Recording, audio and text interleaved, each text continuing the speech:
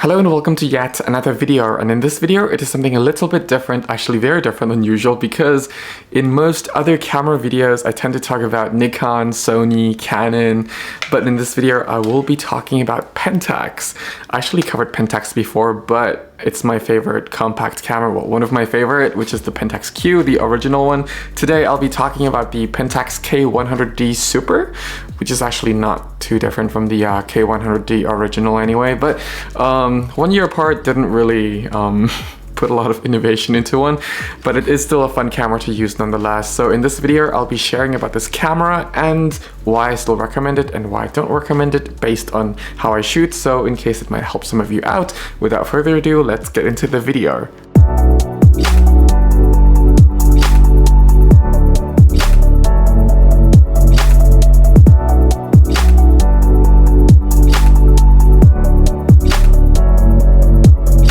So the Pentax K100d Super, now this camera came out way back in 2007, and despite being such an old camera at this point, it is still a very nice camera to use in my opinion, and to a certain extent also a very enjoyable camera to use as well.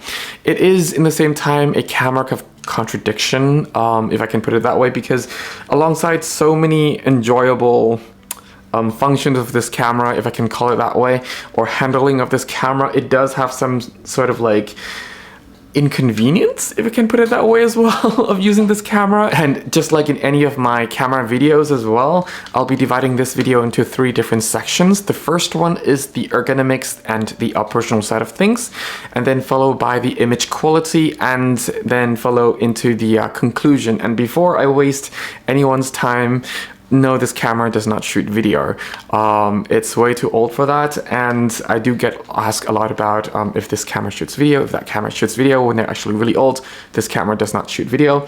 And with that out of the way, now let's go into the first section, which is the ergonomics and the usability of this camera. This camera, the ergonomics, is actually very nice. Comparing it to, you know, its competitor at the time, all the other entry-level DSLRs with 6 megapixels at the time, this camera definitely feels very nice. And while other manufacturers were actually getting rid of certain features, noticeably the Nikon D40, which I also have talked about last year, it got rid of the top LCD screen in favor of this mode dial, switching from this side to the other side, and also making the camera a bit smaller. This camera actually kept the top LCD screen, which is actually something I personally find quite nice, because I love using the top LCD screen a lot. That's something I still do even on my R5, things like that. So yeah, it's very nice that they actually kept it. It's also very convenient and useful if you just don't want to look into the screen the whole time as well, and that also saves battery, which leads me down to the next point, which is the battery. Originally I thought that you had to get the CVR3 or CRV3, I'm not sure anymore. I ordered that for a very expensive amount of money, but you can also put in like 4 AA batteries in here. And nowadays, because AA batteries has gotten a lot better, and you can actually find the chargers for those AA batteries very cheaply nowadays as well, I would recommend the AA's over the CV. I will find the the name for that. The CRV3 batteries. Those are also reliable, but in the same time nowadays it's not as reliable as AA batteries. But talking about reliability, this camera has issues with battery reliability display, because sometimes it actually displays half battery life, and once you just turn it off and turn it back on, the camera will show full battery again. So it's not always reliable, and there are only 2 bars, either full or half full or completely blank, and it's not always trustworthy. So there is that. Moving on to the side, this camera actually takes SD cards as its media storage. So yeah, it is unfortunate. I do wish that it does take CF card, but I guess for most people it's also more convenient that it has an SD card slot. So there is that. And this camera has a 96% viewfinder, and the viewfinder actually feels like you're looking down through a short tunnel. So it's very small, it's not that bright, but it will get the job done. But personally, I do prefer the viewfinder of this camera over the D40 if you're comparing between the two. But very similar to Nikon, the operational side of this camera, you can just operate from the right hand of your camera, mainly just because there's the power button here, there's a shutter button up here, the exposure compensation button up here. You can actually access your function button on the right hand side as well. So most of the essential controls are on the right hand side of the camera, so that is actually something that's very convenient. But talking about the controls, it's something where I mentioned earlier, it's a camera of contradictions. So unlike other cameras, like especially from Canon side of things, where the D-pad itself, you can just press one button and then it would just lead into like the programmed settings of that particular button. Whereas with this camera, you have to first press the function button and then press the command that was programmed to those buttons. And that's something that I personally find very weird, because not weird, but just inconvenience, because that's an extra button and that's an extra time that you actually have to kind of use up, rather than just capturing the moment right away. Because for example, with the Canon, I can just press one button to the ISO settings and then just change it from the back dial right away, while still have my eye up to the viewfinder. Whereas with this camera, I would have to press the function button and then press the right button on the D-pad and then change the ISO settings on this particular camera. And to be honest, that is somewhat cumbersome, but I think for most people it's okay. If there are a faster way to access ISO settings, please let me know, but this is by far the only fastest way I can think of that I can see on this camera. So there is that. But otherwise, being a very simple camera, most of the controls are just dedicated buttons on here already, so that's actually pretty nice. There's also the in-body image stabilization on this camera, on the sensor, but because it is an old camera, the actual image stabilization, or they call it the shake reduction system, that's built into the sensor, isn't really that strong. I would recommend like maybe less than a stop worth of stabilization, so just keep that in mind. It's nowhere near as good as the more modern, or even like the IBIS from 10 years ago. So yeah, just keep that in mind. It will get you through dimly lit environment, but not in such a low light environment. So just keep that in mind. But another good thing about this camera though is the LCD display on the back here. Despite being only a 2.5 inch LCD screen, it is still a very detailed screen. So unlike with a Nikon, where I can't always judge the colors super accurately, with this screen, even though you do see the pixels, but you still see a better idea of how the colors will turn out. Of course, the best way to still view the color accuracy is back home on your monitor screens, but this is actually very, very nice, very, very detailed, and also almost accurate considering the time period when this camera was released. So there's that. That's actually something that, you know, I'm quite happy about with this camera, and it also makes this camera a bit more joyful to use as well. And then another point to add on to this camera is the autofocusing system. The autofocusing system on this camera it's okay. It's not fast. It will get its job done. Speed wise, it's kind of on par with the D40, which is, it's not fast, it's not slower, but what this camera has, at least in my opinion, has better than the D40 is when you're shooting in more complex pattern environment, the autofocusing system on this camera actually tend to get things much more accurately in focus, or find things to get in focus better than the D40. So if you're taking this camera into, let's say, forest, it will be able to focus on more complex patterns, because in the forest you have a lot of branches, you have a lot of trees, you have a lot of different types of grass here and there, and all these different patterns could actually confuse a lot of the older DSLRs. Whereas with this camera, it tends to get a lot of things in focus where you want it to be in focus. Not always so fast, but at least it gets there, unlike the D40. So that's actually quite nice as well. Another point I would like to mention on this camera is the frame rates. It's 2.8 frames per second. To be honest, if you're doing general field photography, it's totally okay. You don't need to always shoot sports, even though if it's going to shoot any faster, I don't think the autofocusing system would kind of keep up anyway. So I think 2.8 frames per second is totally okay for this particular camera, especially for the price point you can find nowadays on this camera as well.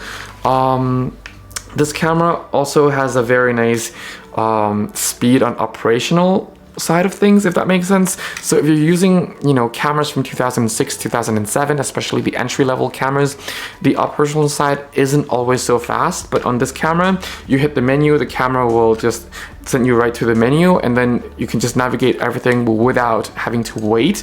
So with the Nikon, you know, after I switch the aperture or set certain aperture really quickly, I have to wait like half a second for the aperture value to change to that particular value.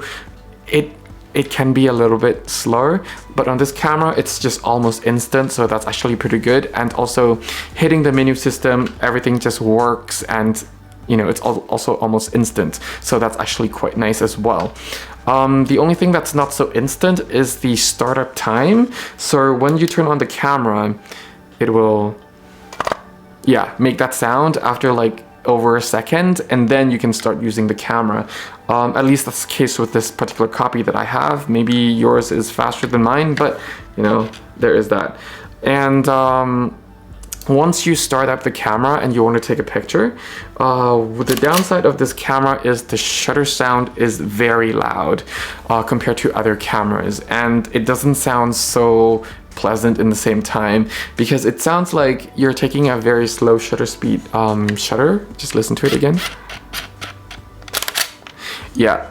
In fact, that was actually kind of like 50th of a second, which should be much faster on other cameras, like the sound. But this camera, the sound, you hear the actual shutter curtain and you also hear the actual mirror flipping, whereas with the other cameras you hear both of them in the same time, which, you know, makes the sound doesn't last as long and makes you feel like you're actually taking a proper exposure camera. Yeah, whereas this, it's always kind of like tricking me a little bit if I'm actually on slow shutter speed or not. But yeah, that's just minor nitpick. But otherwise, handling wise, this camera, despite feeling plasticky, it does feel more solid than other entry-level cameras. The grip is much more comfortable than other entry-level cameras as well, thanks to the extra grip, and also how this display makes the grip a little bit thicker as well. So yeah, there is that. But otherwise, yeah, that's that. Now over onto the image quality. The image quality on this camera is actually quite plain.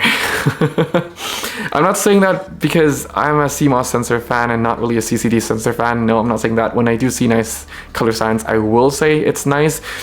Like for example, the Pentax Q has really nice color signs, and I really love the colors out of those cameras. But with this camera, the colors look very neutral and very plain. That being said, if you're just shooting RAW the whole time, this doesn't really matter a lot to you anyway, because the RAW file is actually quite robust. I mean, sure, due to the age of the camera, this camera will not have as much dynamic range, will not have as much color depth, but still, in the same time, you still can do a lot with the color signs out of the raw images from this particular camera.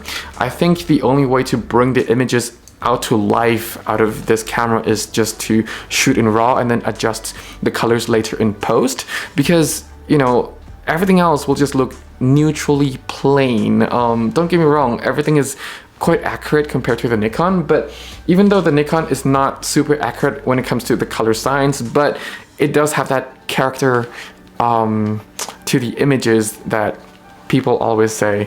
That being said, of course, just because they're both the same CCD sensors, it doesn't mean that they both will produce the same images, because different manufacturers will have different color profiles, different picture profiles applied to different models of their cameras. So there is that. And the way Pentax definitely applied their color profiles on this sensor, on their images, is definitely very neutral, very plain. I know a lot of people are also into that as well, so if you're into that, then feel free to go there. But if you want to experiment with CCD colors as well from a robust 6 megapixel file, then this is also a nice camera to, you know, go for. What's also kind of nice on this camera, I find, is moire and aliasing. It's actually quite nicely controlled on this camera for the time and also for the class. It is still present, but for, you know, the class of camera and also for the time when this camera was released, the moire aliasing is actually pretty nicely controlled.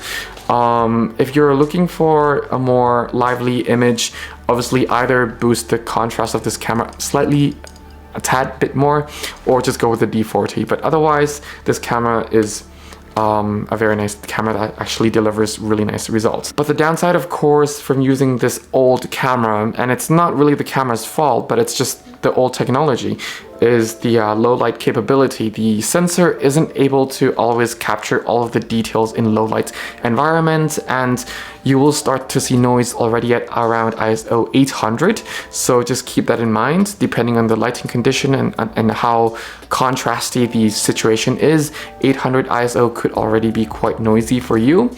But if you're just shooting outdoors and maybe there's just some high contrast here and there where you need ISO 800, you probably can cope with that. But for the most part, you will start to see noise. But because it is kind of old noise and it's not as strong of a color noise, you might actually be able to get away with the noise as well when using ISO 800. So there is that. Otherwise, now onto the conclusion. Overall, this camera is still a very nice and fun camera to use, in my opinion. It's always very nice to just grip in your hands. It's very small, very light, which actually makes it easier to just take it to places with you.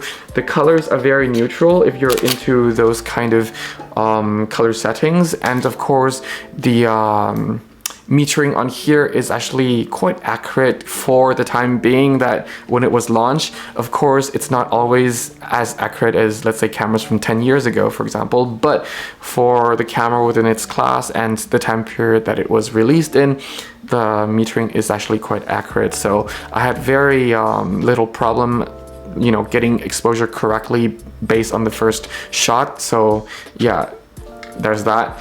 And of course, you still can access your essential settings very easily just with one hand. Well, that's another point that actually makes this camera a very fun camera to use as well, and a tool that doesn't really get in the way of your image, but just helps you to actually enjoy the moment and also capture the moment. So yeah, there is that. I wouldn't really recommend if you're looking to getting this camera because of the lenses, because sure, Pentax has a lot of interesting lenses, but if you're looking into the budget lenses side of things, brands like Canon and Nikon will have a lot more affordable lenses available for their 6 megapixel old sensor systems that you can always experiment on. But otherwise, yeah, this is another really nice option to go for if you're looking for an old CCD sensor camera to actually experiment with. And yeah, there's that for this particular video. It's not too much to say. It's also quite a simple video to make. It is a simple camera, but it's also a camera that allows you to actually focus in photography more than just its technicality, which can actually be more fun, if that makes sense. So yeah, if you have any questions, any suggestions, feel free to just comment that down in the comment section below. If you want a free photography guidebook, or if you just want to access some free photography tutorials or some of the more niche photography tutorials as well, it's also available on my website. The link is also down in the description section below. Yeah, otherwise, I thank you all very much for watching. Stay safe, have fun shooting. Till next time, bye for now.